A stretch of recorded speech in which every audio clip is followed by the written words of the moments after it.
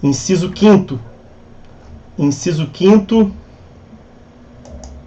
do artigo 833.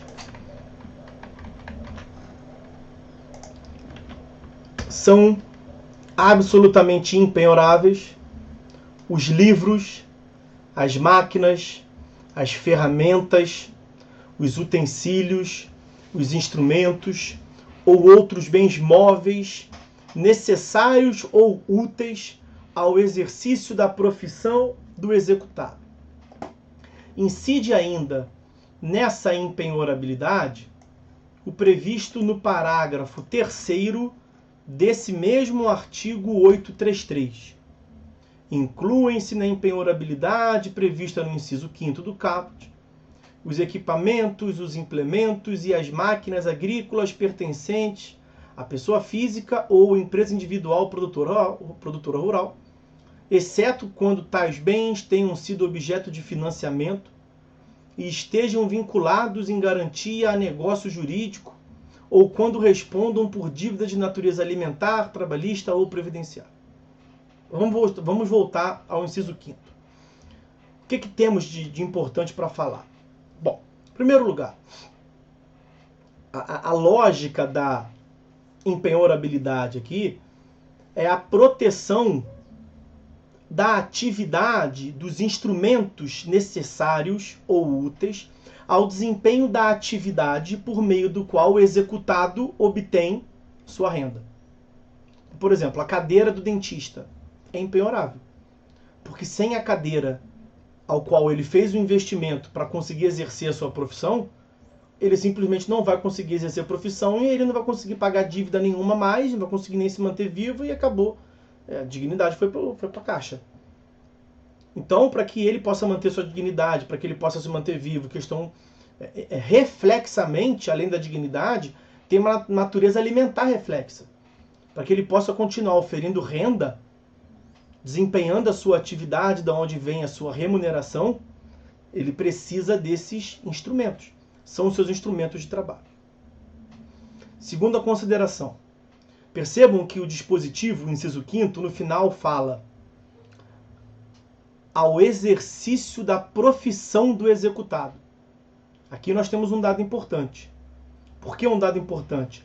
Porque quem exerce profissão, senhores, é a pessoa natural. Quem exerce profissão é a pessoa natural. Então essa é uma garantia que atinge a pessoa natural do executado. Quando muito, você encontra decisões incluindo ME e EPP. ME e EPP. Quando muito vinculadas ao desempenho de atividades personificadas, como consultórios de dentista. É um bom exemplo. ME e EPP vinculado a essa ideia. Então, essa garantia do inciso 5º não abrangeria grandes escritórios de advocacia. Foge dessa atividade. Foge do desempenho de profissão do executado. Ok? É nesse sentido, portanto, que os senhores vão encontrar a previsão da súmula 451 do STJ. A súmula 451 prevê como legítima a penhora de sede de estabelecimento comercial. Porque não se aplica essa garantia a estabelecimento comercial, mas apenas à pessoa natural. E um ponto que a doutrina critica essa garantia, que teria, portanto, o legislador exagerado na amplitude da garantia, protegido demais o executado, é porque não considerou impenhorável apenas os instrumentos, lato sensu, necessários, imprescindíveis ao desempenho da função. Mas ele colocou aquele termo úteis ali, teria alargado demais a impenhorabilidade. Então você, em tese, conseguiria colocar num consultório de um dentista, para ficar no mesmo exemplo, praticamente tudo do consultório do dentista. Mesmo um instrumento que ele nunca usa. Ele vai poder alegar que aquilo é útil. Ah, tá ali porque é útil. Nunca utilizei. Mas ele está ali porque um dia pode aparecer um paciente que eu vou precisar disso algum dia. É útil. Mas não é algo imprescindível, necessário. O que seria necessário é a cadeira, que ele utiliza no dia a dia. Então a doutrina tem muitos doutrinadores, acho que majoritário entendimento, no sentido de que o legislador andou bem na previsão do necessário.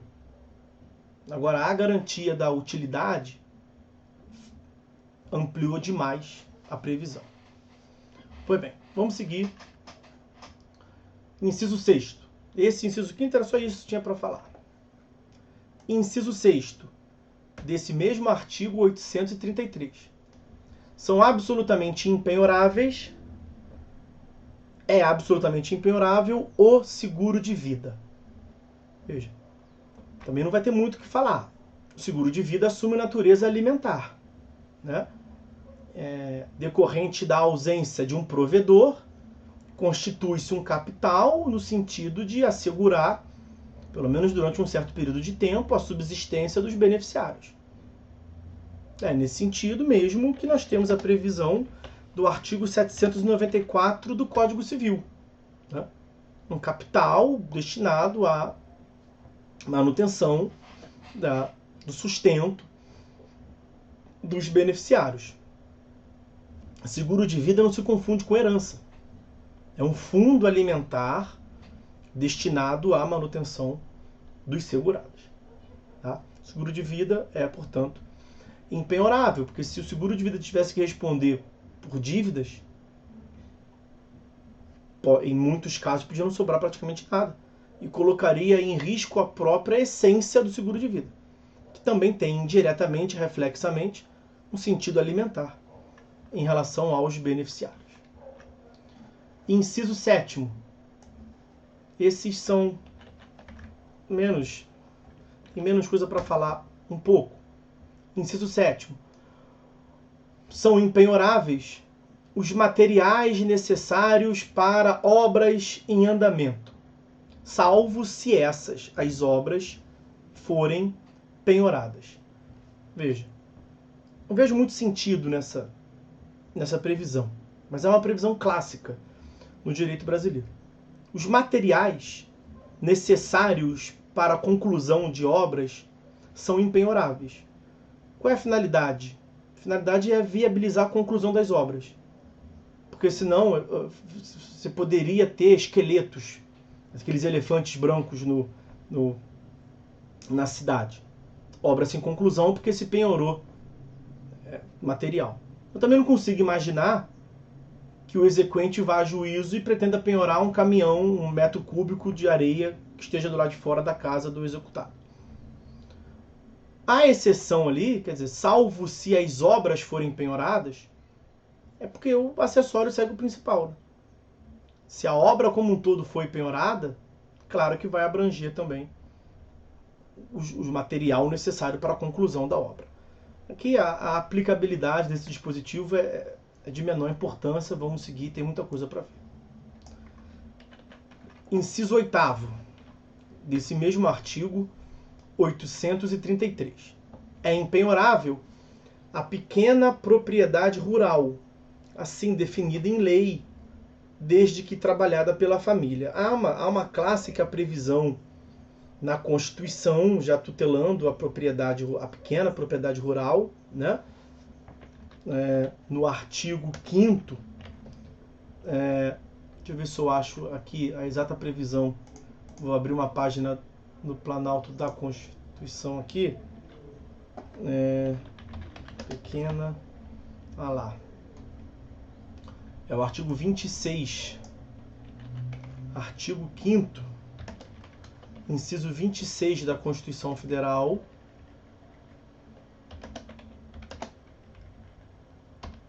Pequena propriedade rural, assim definida em lei, né? Desde que trabalhada pela família, não será objeto de penhora para pagamento de débito decorrente de sua atividade produtiva, dispondo a lei sobre os meios de financiar o seu desenvolvimento. A lei a que se refere aqui, nós temos o Estatuto da Terra e a Lei da Reforma Agrária. Há uma previsão no artigo 4º, inciso 2º, a linha A da Lei 8629 de 93, que é a Lei da Reforma Agrária, e também o artigo 4º, também no inciso 2º do Estatuto da Terra, que é a Lei 4504 de 64, definindo o que se entende por pequena propriedade rural, módulo rural. Também não há muito mais o que falar aqui. Inciso 9º do artigo 833. São impenhoráveis os recursos públicos recebidos por instituições privadas para aplicação compulsória em educação, saúde ou assistência social. Aqui, o que justifica a impenhorabilidade? Bom, são verbas, senhores, são verbas de natureza pública, né? Para o desempenho de atividades de interesse público primário. O que acontece é que esse dinheiro, essa verba, ela está provisoriamente em uma instituição privada. É o que se chama de verba carimbada, né? Imagina que está numa instituição privada prestadora de serviço de saúde para aquisição de uma máquina de raio-x. Aquele dinheiro só pode ser utilizado para aquilo. Se um credor daquela instituição privada puder morder aquele dinheiro, pode ser que nunca aquela máquina de raio-x seja comprada. E aí, aquele serviço público vai ser prejudicado. Então, é impenhorável essa verba. Justamente para beneficiar aqui a consumação, a consagração do interesse público primário, que é a prestação do serviço público. E aí a gente acaba descambando aqui mais para o direito administrativo até. A indisponibilidade e a supremacia do interesse público, né? O interesse coletivo, interesse público primário em relação ao interesse privado do credor. Essa é a justificativa desse inciso 9.